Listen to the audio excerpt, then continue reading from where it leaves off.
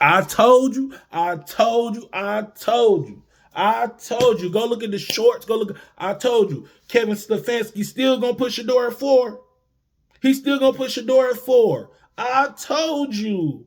I told you he was gonna do that. What else is he gonna be able to do? Why he didn't move up? Y'all keep talking about. We already know that he want to put Gabriel, Dylan Gabriel. I'm sorry, he want to put Dylan Gabriel as the starting quarterback. We already know that. We already know that. I'm ready. It's time to show. It's time to see. I'm ready to see. I'm tired of talking about it. I hope this preseason game, they put him out there. I'm ready to see. Guess what? If Dylan Gabriel is the best one, if he's the best quarterback, put him out there. He should start. See, I'm not one of them. Yes, I'm a Shedeur fan, well-off media fan, Coach Prime, all of that. All of that. But I'm not, unrealistic, though. If Shedeur is not the best quarterback, he shouldn't start. I'm with that. No, I'm with that, though. You know what I mean? But my thing is he's been showing and proving. So why y'all ain't putting him out there? He showed what he did in the preseason. We don't got to go back through that again. He showed what he did with the limited reps with the first or second string. And he did that. Imagine if you give him time. Now what y'all going to say is, Dylan Gabriel, he needs the opportunity. He's better. You thought Shedeur did something? Wait till we see Dylan Gabriel. Well, guess what I'm ready to see? Guess what? Like T.O. used to say, I got my popcorn ready. This preseason game, let's see. I understand why Joe Flacco is the first-string quarterback. I get it. I understand. But if you look at what they've been doing in the offseason, in the training camp, in the first preseason game, in my mind, there's no reason why Shedeur shouldn't be number 2. Just strictly off availability. He was able to play in a real preseason game.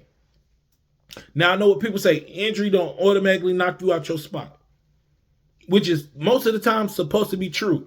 Until the person behind you come in and light it up. Until the person behind you come in and light it up. Then you don't never see the light of day. Unless he get hurt. Dylan Gabriel. Let's see if he's really, all I keep hearing from even Cleveland fans, all I keep hearing is he is going to be a legendary second-string quarterback. He's going to be a career backup quarterback. I've been hearing that from their fans, from Cleveland media, from their TV shows, their radio stations. They saying he's going to be a career backup. What? If that's the point, or if that's what's going to happen, then what are we talking about? Because Shedeur is trying to be the starter. And then guess what, Cleveland?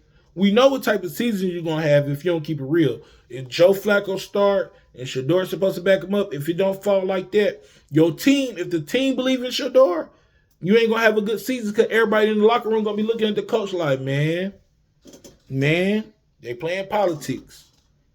We know that they're not going to release him and put him on a practice squad because somebody else going to pick him up. We know they're not going to do that. They like the attention they getting, though. When the last time people was talking about the Browns? When the last time their preseason game was national? It's been a long time. So they like the attention they bring, but they don't want to start them. You know why they don't want to start them? I'm going to tell everybody the truth.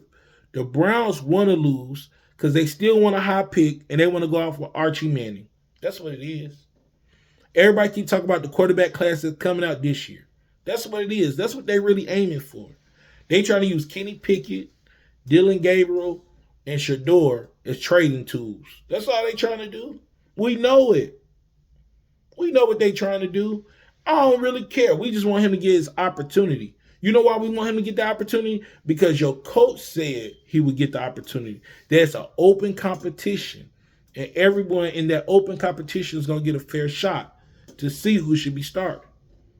Reason why we acting like that as Shedeur fans is because he's not getting a fair shot. If it's an open competition, he's not being able to compete because you won't put him with the first string. Now you're gonna say, well, he got to play with, the preseason game. When the opportunity came, he got the opportunity, he arose. But guess what? If he would have failed, then y'all would have been like, well, see, we told y'all he wasn't ready. That's what y'all was ready to do. Y'all putting all y'all marbles in Dylan Gabriel. Now they talk about, oh, a lot of trade requests have been coming in for Dylan Gabriel. I don't believe Cleveland. If that's true, name the team that's reached out to Cleveland talking about, oh, we ain't seen no preseason games or really nothing happen. We want Dylan Gabriel though. They keep saying, well, from his draft interview, he did such a great job. Other teams are reaching out right now, wanting to know will we trade him. You're lying. You're lying. Nobody's reaching out. I don't believe you. I don't believe you. And guess what? If that's true, they stupid. Because you ain't really seen them. Now, if he go out there in his second preseason game against the Eagles and light it up, throw for 400 yards, 3 touchdowns, no interceptions, play the half and go crazy and make the Browns look amazing, then guess what? I will come back on here and be like, you know what? Shedeur, you look nice. Your first preseason was great. But Dylan Gabriel, I see why they got him ahead of you. I ain't gonna lie. I see why. But that ain't the case. I don't know if we gonna get that or not. They talk about people reaching out for trades. No, y'all making that rumor up. Y'all making that up. Nobody reaching out for him. Everybody trying to see what's gonna happen. You got 5, 6 quarterbacks on your team. You know it's serious. Because guess what? The one that you signed for that $50 million, they talk about, oh, he back running, he back throwing. You know why? He's saying, bro, I got to figure out a way to come back in this season. Because guess what? If Shedeur get it and he show promise, he start lighting it up, they mess around, start winning. Don't let them start winning. It's going to be over with. It's going to be over with. So everybody, ain't nobody going to be hurt this preseason game. I want to see everybody play. You know what I mean? Only person that don't got to play is Joe Flacco because he's certified, right? We know who he is. We know what he done. Cool.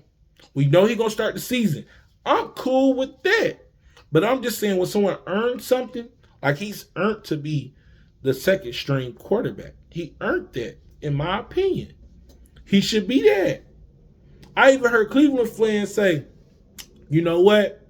We don't like y'all Shedeur fans. We don't like all this hype around him. He ain't really did nothing. Is, even them after the first preseason game, they like, okay, y'all might be right a little bit.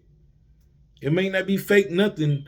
Y'all might be telling the truth. It ain't just hype. He liked it. He liked that. Yeah, are there things he can work on? Absolutely. But he doing what he's supposed to do. And unfortunately, Dylan Gabriel, in my opinion, hasn't did anything for nobody. Not only that, he hasn't did anything for us to be on him like this. He's been a model citizen. He's been showing up. The only reason why he ain't playing the preseason games is because he got hurt. And we respect all that. We ain't dissing him. We just know what the coach is doing. The coach is creating a separation, in my opinion. And the coach is putting so much pressure on Dylan because now when you come in the preseason game, we're all going to be watching like, let's see how great he can be. Let's see how great he can be. And so it's putting a lot of pressure on him. And I don't think that's fair because he won a fair opportunity as well. But so much pressure is being put on him. You would think that he was took in the first round. You would think that he was took in the first round the way there is much pressure. Because everybody know that Joe Flacco going to start. It looks like they're going to put Dylan at number 2, Shedeur at number 3. It looks like they're going to trade Kenny Pickett. I keep hearing them say they're going to ride with all these quarterbacks. They're going to keep 4 quarterbacks throughout the season. My question is, when has that been done? Now, I know the people who've been watching NFL since the 60s, 70s, and the 80s, and the 90s are going to be like, other teams have kept 4 quarterbacks in the past, and maybe they have. Maybe they have. But in my lifetime, I ain't seen it. When I started watching football in the 90s, in the 2000s, I ain't know teams kept 4 quarterbacks. Guess what? When you used to play man, you couldn't keep 4 quarterbacks on your team. So, why are you keeping 4 quarterbacks? And really, I just feel like y'all keeping Shedeur just to, soak up what he brings without actually using him because he's a resource, without giving him the resource. And the problem is Dylan Gabriel is a great interviewer. Have you ever had somebody that you met that was a great interviewer, you interviewed them, they killed the interview, then you got in the job and was like, that wasn't all that. They didn't live up to their interview. I'm in fear that's going to be Dylan Gabriel. I feel like Cleveland's setting him up to be like that, where he was a great interview. He knew everything, did a great interview, impressive. But then when you get on the job, don't know what you're doing. All of that was rehearsed, memorized. None of that. But when it comes to application, you can't provide it. That's why I can tell people, you got to be careful about what people say. You got to watch their actions. You got to see what they do. People can interview real well. People can say real great things. Dillon Gabriel, hopefully that's not him. Hopefully he's better than just an interviewer. Like I said, if he come out there against the Eagles, who is a top defense, who their backups are really good, if he come in and he kills it, I'm going to say he kills it. I'm going to also say that Shedeur should be behind him. But if he stinks, or he just mediocre, or he just okay, I'm going to say that too. And I'm not going to understand why he's above Shedeur. And I already know what they're going to do. They're going to put Dillon out there with the starters. They're going to run, give him quick, simple passes, try to get him through the first 2 quarters, then have Shedeur come in, if Kenny Pickett's still hurt, around the 3rd, maybe close to 4th quarter, give him the 3rd and 4th string players, and then try to make it tough on him. I already know what they're going to try to do. But guess what? The great thing is, he's ready. When you got God with you, when you got resilience, unshakable faith, when you was built for this, you ain't worried about it. And guess what? He ain't worried about it. Man, make sure y'all hit that like, comment, subscribe. We going in. We going up. This football season going to be crazy. I appreciate y'all support and love. Peace.